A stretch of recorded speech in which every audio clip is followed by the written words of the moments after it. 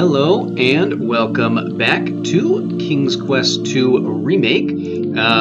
So we just kind of got the full rundown of everything that happened with the Count and the Brotherhood.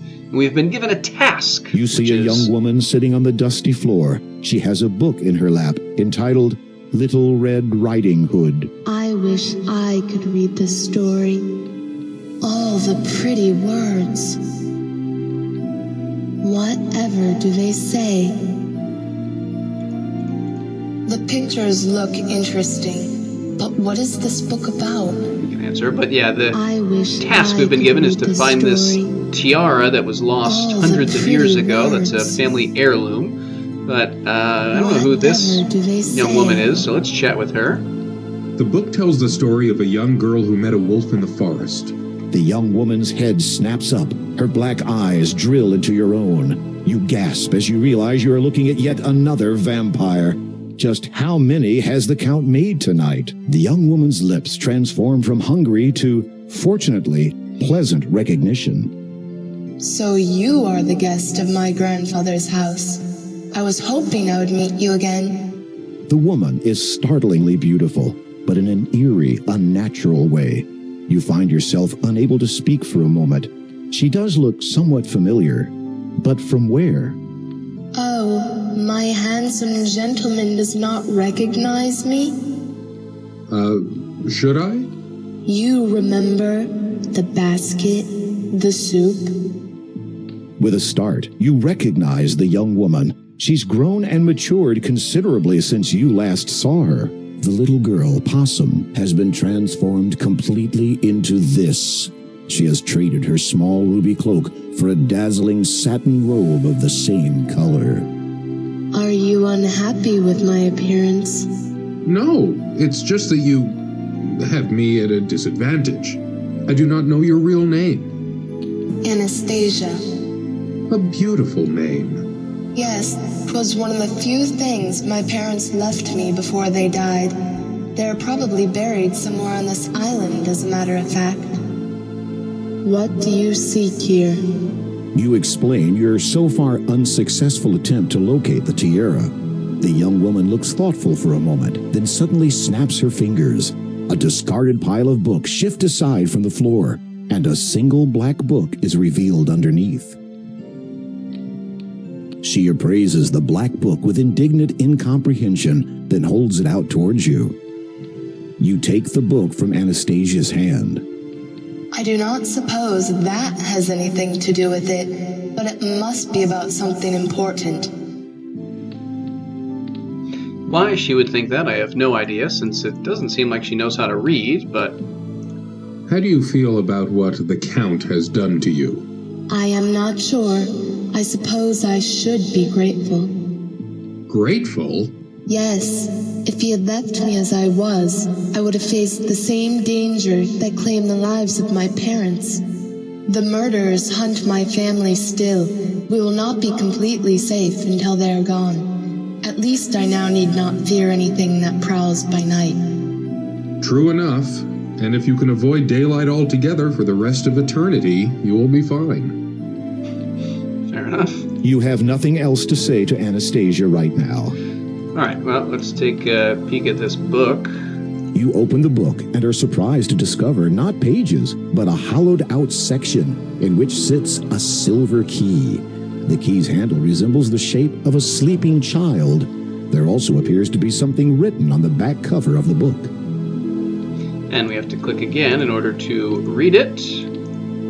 In the hollow, you can see that the inside back cover has been written on. Some words have been scrawled onto the paper. They are faded, but still mostly legible. And you can see it written here in script, or the narrator can read it to us. The writing scrawled on the back cover reads, "If treasure you seek, dear to my heart, tales of fiction is where you must start. Find first the beauty with stepsisters too, then visit the huts that the big bad wolf blew. The girl with no flock will usher your way to the little old man who spins gold out of hay. Those two star-crossed lovers shall be your last guide. They'll lead you to riches that pirates did hide. What you earnestly seek shall now truly be yours, though get it part wrong, and you'll be greeted by Mars.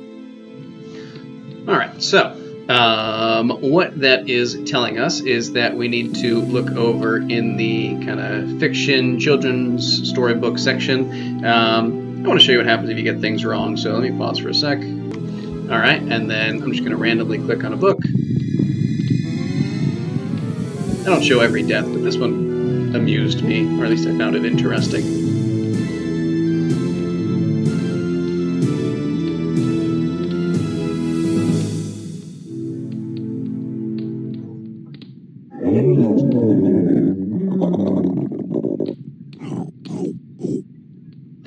Just seems like the implication is that anytime anyone touches one of those books, they get eaten unless it's... You become acquainted with the greatest book critic of all time. All right, let's go back. All right, so let's look at these books, and some of those I think are fairly obvious and straightforward. So what we need to do is just kind of look at the books here, and as you do, the title pops up. I'm probably going to look through all of them quickly, though. And we got to click on them in order. So the first one was, a beauty with two stepsisters. That's going to be Cinderella. So we have Rumpelstiltskin, Baba Blacksheep, Little Jack Horner, Tweedledee, Tweedledum, Ride a Cock Horse to Banbury Cross. Some of these I've never heard of. Jack Be Nimble, Pop Goes the Weasel, Old Mother Goose, Mary Had a Little Lamb, Mary Mary Quite Contrary, Jack and Jill, Rockabye Baby, Hey Diddle Diddle, There Was an Old Woman, and then Old King Cole. And here we have Cinderella. And then hopefully I'm remembering correctly, but the next one I think was, they had a house that the big bad wolf blew, and that's going to be the Three Little Pigs, which are somewhere down here, I think in this area.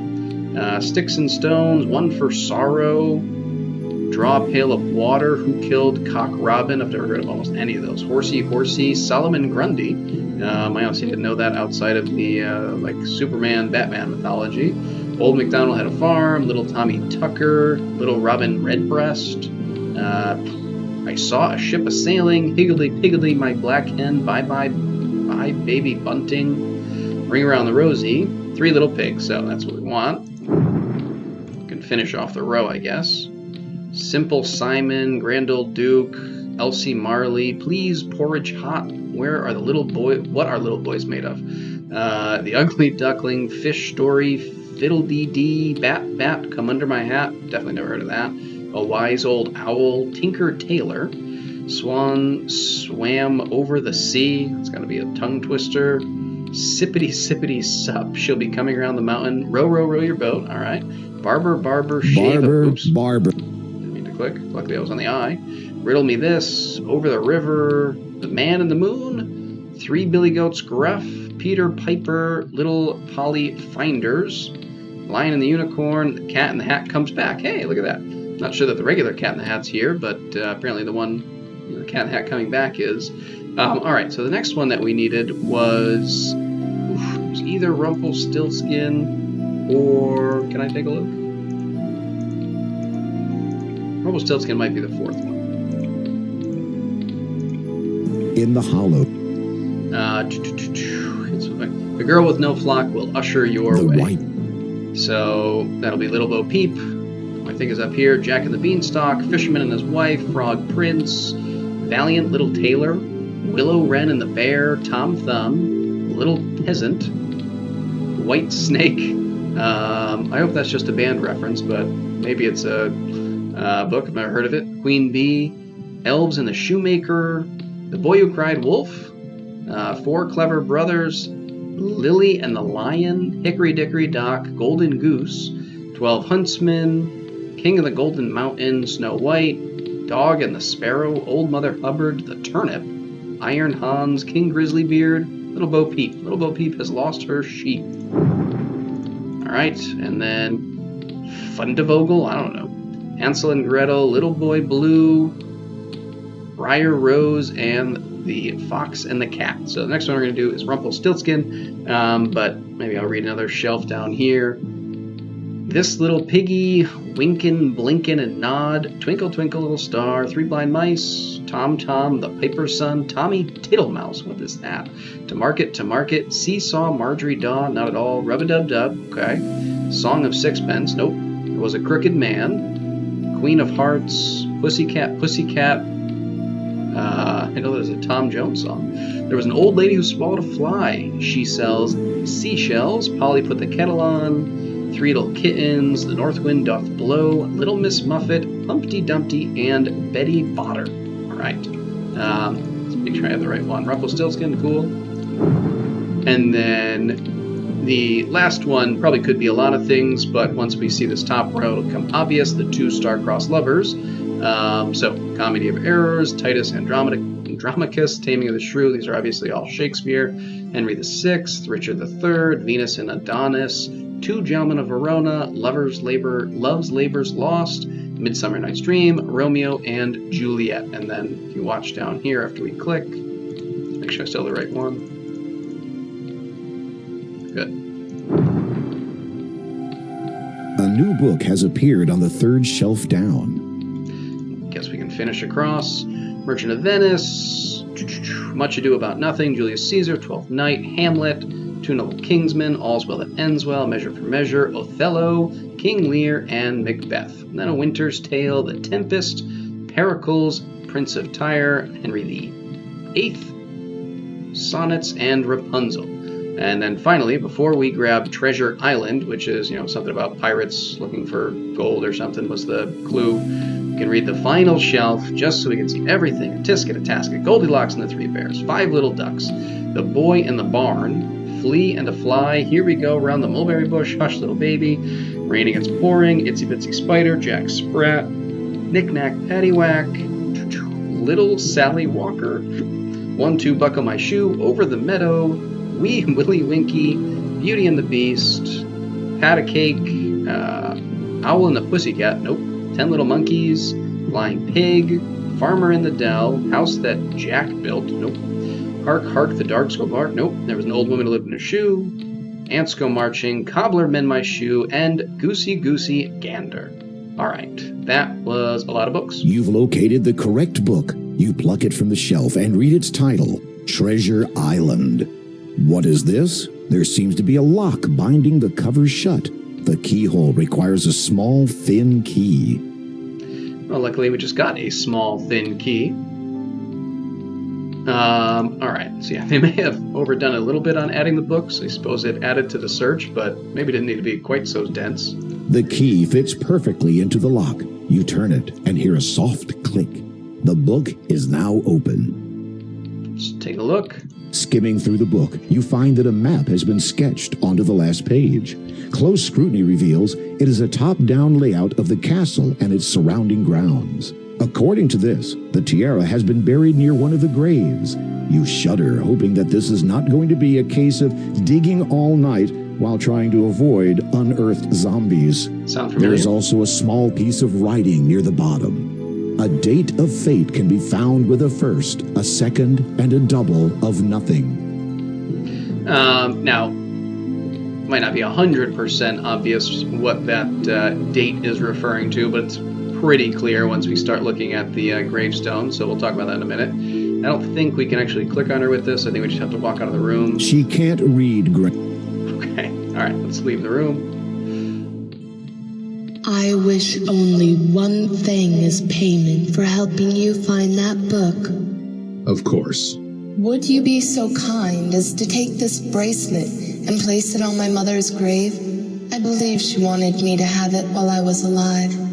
Now, it seems no longer appropriate to keep it. Thank you. I must retire now. It will not be long before sunrise. Good night, Graham. Good night, Anastasia. It's a little sad, but beautiful. All right, so we can step outside now. And as we ride round the corner and head to the graveyard, so long as we're here, we're okay. If we try to step forward at all, the ghost will kind of suck the life out of us until we show them this. As you hold up the bracelet, the ghosts seem to relax slightly. You wonder if it is now safe to approach them and enter the cemetery. And let's take a quick peek at these gravestones. Lord Herbert and Lady Lillian, 1646 to 1668. Loving parents of Anastasia, beloved son and daughter-in-law of Count Caldor and Countess Lavidia. Our enemies be warned. Their untimely deaths shall be avenged. So that should give us a rough idea of what year we're at now. So what we want to do is return the bracelet, so we just place it on their grave. You place the bracelet on the grave. It immediately sinks down into the earth. The ghosts do not respond at first. Then one of them drifts toward you. That could be dangerous.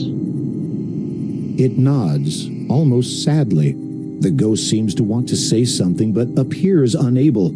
Its face, though transparent and hazy, is lined with grief and torment. Its facial features waver into focus. The ghost is female. We understand that our daughter will never be joining us now. No longer do we need wait for her. Now we journey to the realm of the dead, where its Lord waits to judge us. Farewell. You bow your head and cross your heart out of respect. While looking downward, you notice that a beautiful gold ring now lies at your feet. Guess we should pick that up. You feel Okay, just pick it up. You lift the gold ring from the ground and carefully place it in your pocket. Can take a quick moment to look at Caldor's grave, not that he needs it anymore. Or ever This did, really. grave is centrally located within the cemetery. A stone gargoyle rests atop it. You see the name on the headstone and swallow hard. It says, Count Caldor. Died 1646. Though you did not think it possible, you suddenly feel a lot colder. All right, now we need to look at all of these graves, and of course, being a game with a graveyard, I must see all of the gravestones. Just wouldn't be right not to. Kitty, 1500 to 1510. Sudden did the illness come upon sweet Kitty, no longer young. There is nothing more that can be done. Her lives are up. She's had her fun. Oh, poor Kitty. Susanna Somnia, 1195 to 1265. He had put her to bed after she'd had supper, but forgot next morning to stir and wake up her. It's an interesting one. Somnia, I guess, is the kind of pun or joke there. Douglas Buckmaster, 995 to 1020. The noise, said he, is far too loud, as he discerned the maddened crowd. The mob broke in, then he did scream, I'd rather this a sight unseen. They strung him up from toe to head, and as for after, enough's been said. Not sure if his name's supposed to mean anything or not. Mary Ann Drinkwater, 1230 to 1266. They had traveled safely for many a day, until crossing a bridge along their way, she lost her balance and fell to her fate. He tried to save her, but it was too late. Drinkwater, I guess, could refer to the water she presumably fell in over the bridge. Samuel You Believe, 1255 to 1300. This young man sought to be holy, to save himself from being lowly. He joined the hood and wore their cloth, eventually died from professional sloth. You believe? Count Bartholomew Scrooge, 1017 to 1101. To warnings he would pay no mind. Of his ailing health, his relatives they'd bide their time. After all, he had great wealth. Fair enough. Scrooge? Obvious reference. Black Adder, with many a cunning plan. Black Adder, you horrid little man. BBC, 1983. I feel like that's a reference to something that I just don't know and probably should. Boris and Olga. This we There was an old know. couple named Olga and Stovich, who in truth made quite a nice pair. They lived with each other for many long years, till they wound up in each other's hair. Date of death, 1567. Obviously a Quest for Glory 4 reference. Alfred Chamberlain, 810 to 810. He'd not seen his first sunrise, felt not the warmth of dawn.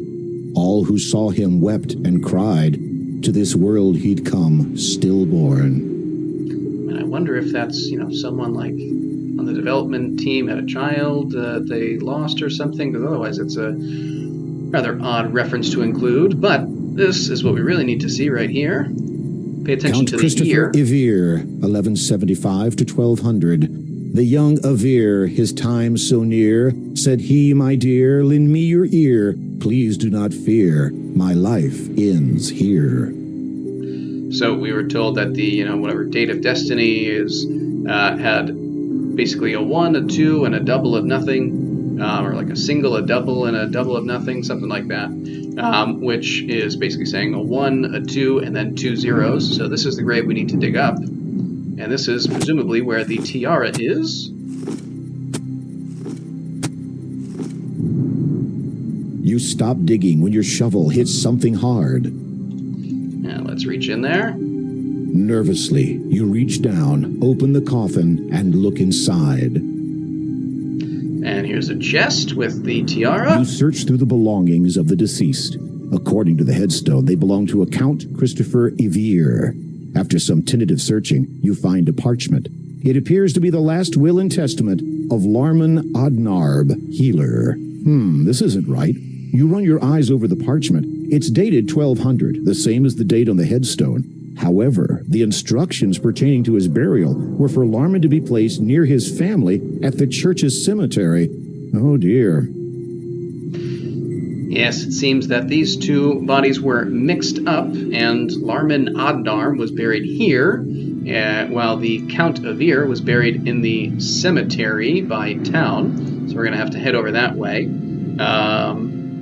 Now, Larman Adnar probably sounds like an odd name, but it may not. You climb back into the decrepit rowboat, and the shrouded ghoul ferries you back across the lake.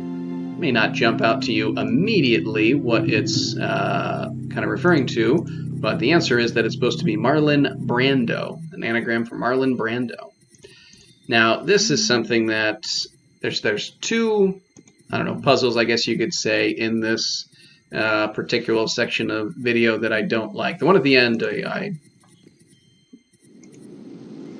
find more annoying, but in this one, it's just a little bit odd. We have to go back to Grandma's house and look inside. Why we would think we would want to go here, I don't know, but we do. And then oftentimes there's a wolf in bed, in which case we just have to leave. But with the wolf gone, we have to search Grandma's bed. You lift the pillow and look beneath it. To your surprise, you discover a small bottle of ointment. A label on the side reads, Wolfbane. Being very careful not to smash it, you take the ointment and put it in your pocket. I don't think it's the worst thing in the world, because it certainly doesn't require a great deal of cleverness. But it's not my favorite. Moving on, though, if we head back to the church, we can go inside and then head through to the graveyard. Although there's a couple of things that we want to take a look at as we enter the main foyer. Your heart beats faster and faster as you push on the handle of the church door. It opens, and you nervously step inside. Appears to have been some kind of ritual here. We can look at the cloaks. There are a number of brown robes on the floor, similar to the one worn by the monk you met earlier. Now we can look in the center. Evidently, someone stands at the center of the symbol, as you can see some hair on that part of the floor. Graham doesn't particularly want to touch any of it, but there is this book over here we can read through. You look over the book. It is a journal written by Lowolf, head monk of the Church of Kalima.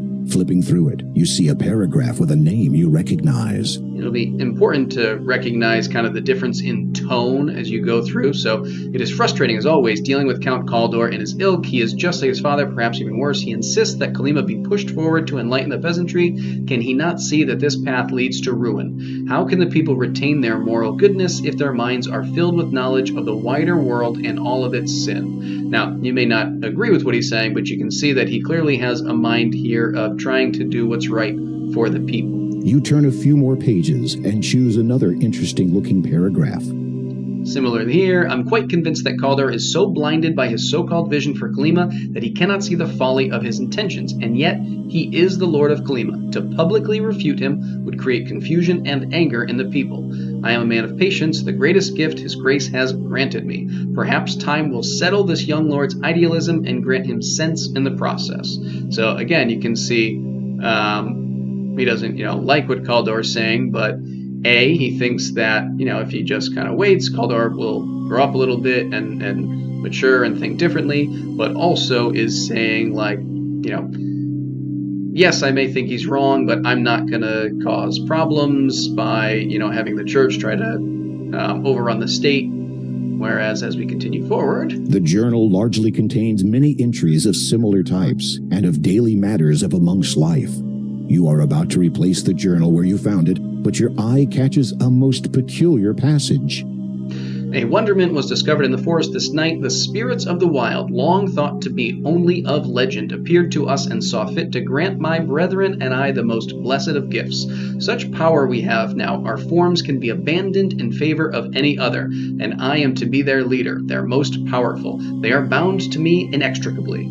The spirits have made promises of greater things to come for us. Oh, it fills me with such longing. The endless possibilities. What we will achieve with our abilities. I am restless. I must leave for a time. The moon is full, and I feel the urge to join my pack as they run. Perhaps we will hunt. Perhaps we will kill. My mind is now clear, and I know the path before us. It is a path that shall lead us to greatness, and it will begin with the destruction of our nemesis. But now I no longer have the patience to write. I must run. I must hunt. I must. The passage ends abruptly. Though there are many pages left to be written on, it is evident that the final passage was written a number of years ago. How strange. You replace the journal, putting it back where you found it. And that kind of backs up a lot of the things that Kaldor said about how history may kind of write this out as if there's been this decades-long feud going on, but in reality you just had kind of two factions with different perspectives on things, and then suddenly something changed, and the Brotherhood became far more vicious and deadly. Now, we need to find Larman Odnarb's grave, so let's look around. Hamish Bite, 1226 to 1258. Besides religious connotation, reverence paid daily as we should, it is a tradesman's irony that a carpenter was killed upon the wood. Right, and this one here. Coco Airbul, 1205 to 1252. The writer wrote until he bled. In his final agony he said, I will not lift my trusty pen till I at last have reached the end. I feel like Coco Airbul is supposed to be something just because it sounds so odd, but I'm not sure what it is. This is the... we can read these two.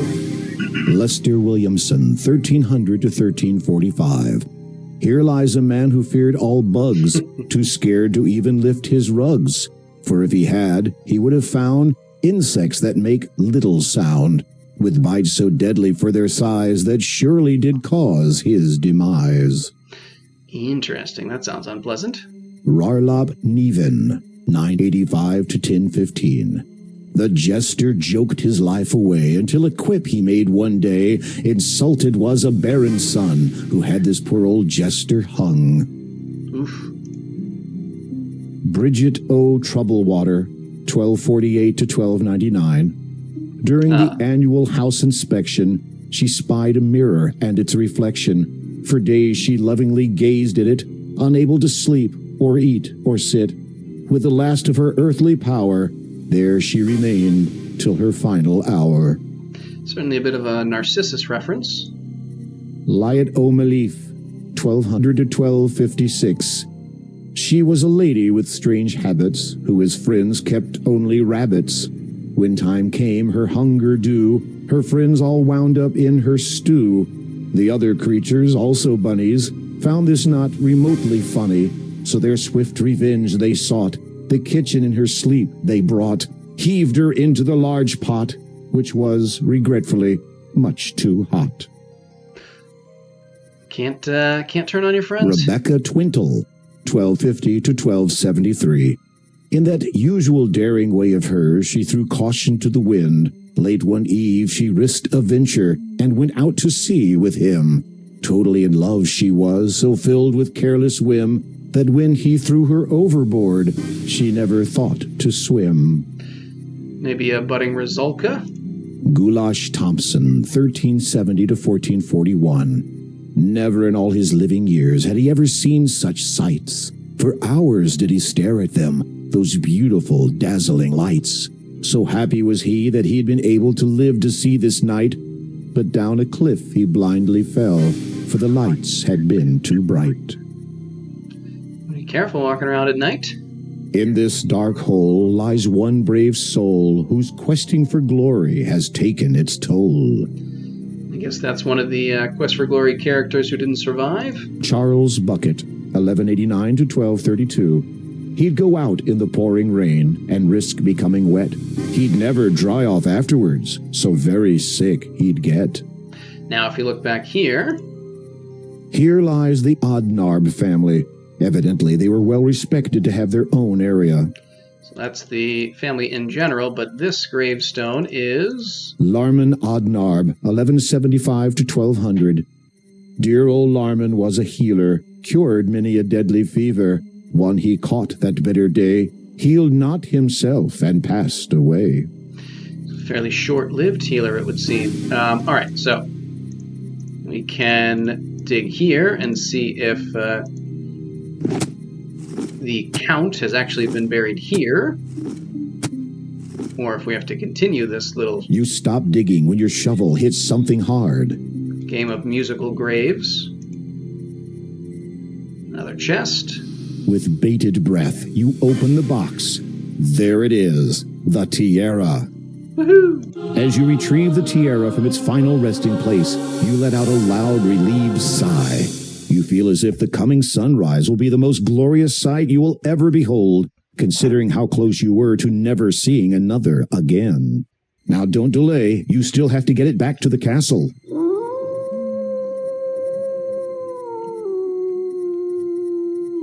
You freeze as a wolf's howl sends shivers down your spine. You force yourself to turn and face... nothing. Your anxiety must be causing you to hear things. Oh, well, that's good. Let's continue on, then. All right, so we'll head back to the swamp and to the castle. Oops. Where we can trade in this tiara for the death gem. Without warning, a wolf darts out of the dark forest and dashes towards you, and this time it's running directly at you. So now we need to take out our wolf's bane that we got and apply it quickly. You rub the wolfbane ointment all over your skin. Sensing the wolfbane ointment on your skin, the wolf quickly turns and flees back into the forest. And we are glad that it did, because the ointment doesn't last very long. The wolfbane ointment has worn off. Now, let's continue on.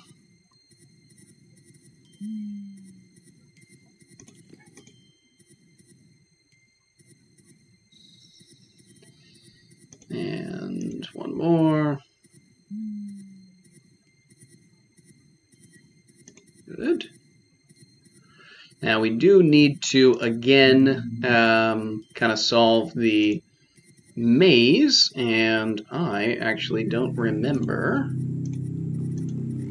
what the passage through is. You read the spider's earnest with spindly ink, spin web. S-E-W-S-E, south. There you go. Southeast. West. South. Wait, right? Hopefully I remember right. Oh, well, that didn't work. Well, I hope I'm right. Southeast, and then... You can't... You read spiders earnest with spindly aid, spin Southwest, webs with west, negligible weight. northwest, south. Oh, wait, did I just mess that up? Pretty sure I went... I went east when I wanted to go west. Alright, let's go back. Pretty much any path should eventually lead you back to the beginning, I believe. Yeah, there you go. Okay. I don't know if I actually have to step out, but we will, just in case. And let's try round 2 here. Try not to hurry things quite so much. You read spiders earnest with spindly aid, Southeast, spin west, webs. southeast, south, east, west, south, east, and then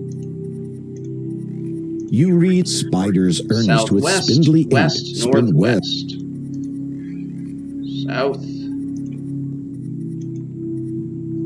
west, west,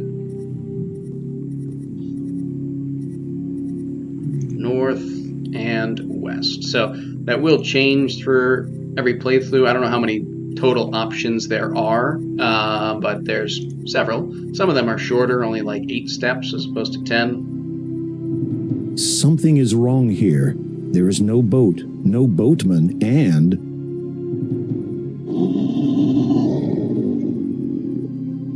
no escape. The monk and his pack have tracked you here, and they clearly intend to do nothing less than rip you to pieces. If you're going to do something, now would be a very good time. Now, he's not very interested in talking to us, and we can try and take the sword and attack them. We actually will succeed in killing one of the wolves, but then we will be taken down. This is the puzzle I'm not a huge fan of, just because there's a lot that has to happen, and it seems kind of unreasonable, which isn't really that rare in adventure games like this, but I just don't love it. So what we have to do is grab a reed here. You tug forcefully at one of the reeds until it finally breaks free. You put it away and carry it with you, Which you may not even have realized is there. Then we have to take this needle and dip it in this highly poisonous water. Very carefully, you bend down and soak the tip of the needle in the foul, toxic water. And we need to use it to make a little pea shooter. The silver needle fits perfectly into the end of this hollow reed, making a sturdy pea shooter. The coating of deadly poison makes the needle a lethal projectile. And use that to take out the head wolf.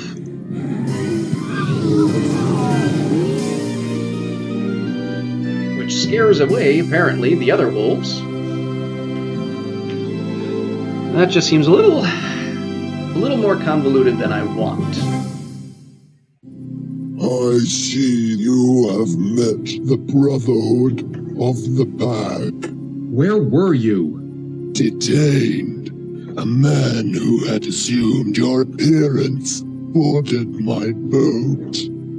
When we reached the other side, I perceived the flaws of his disguise and dispatched him instantly.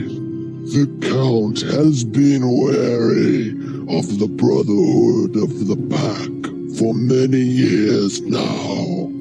In obtaining what he asked for and ridding this land of their leader, you have served him doubly well this night. Well, that's good to know. I don't know who this person was who assumed our appearance, but... The shrouded ghoul paddles across the toxic lake to the shore on the other side.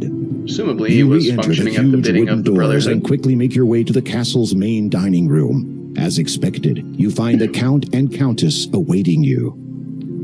You have performed admirably. Not only have you found the tiara I sought, you have rid me and this land of the deceptive and secretive Brotherhood of the Pack. They have committed many atrocities against my family, such as the deaths of our son and daughter-in-law. I have been forced to remain secluded all these years, unable to serve my homeland as I should, to evade the relentless pursuit of wiping out my entire family line. Is the Brotherhood really gone? Some of those wolves escaped. The rest of the pack followed the wolves that ambushed you. However, without their leader, they will find themselves as lost in mind as they are now in body, whether human, wolf, or any other form. Their hastened passage through my swamp will not see a return to their den. Of that I can assure you. You have trapped them all in the swamp? The entire pack? An endless flight through the mire awaits them. Should my long-stilled heart ever feel pity again, perhaps one day I shall free them. As you listen to the Count's cold, unforgiving tone, you thank your lucky stars that he no longer sees you as a threat, at least not for the time being. I release you from my service, dear king. The nearing dawn no longer signifies an uncertain future for you.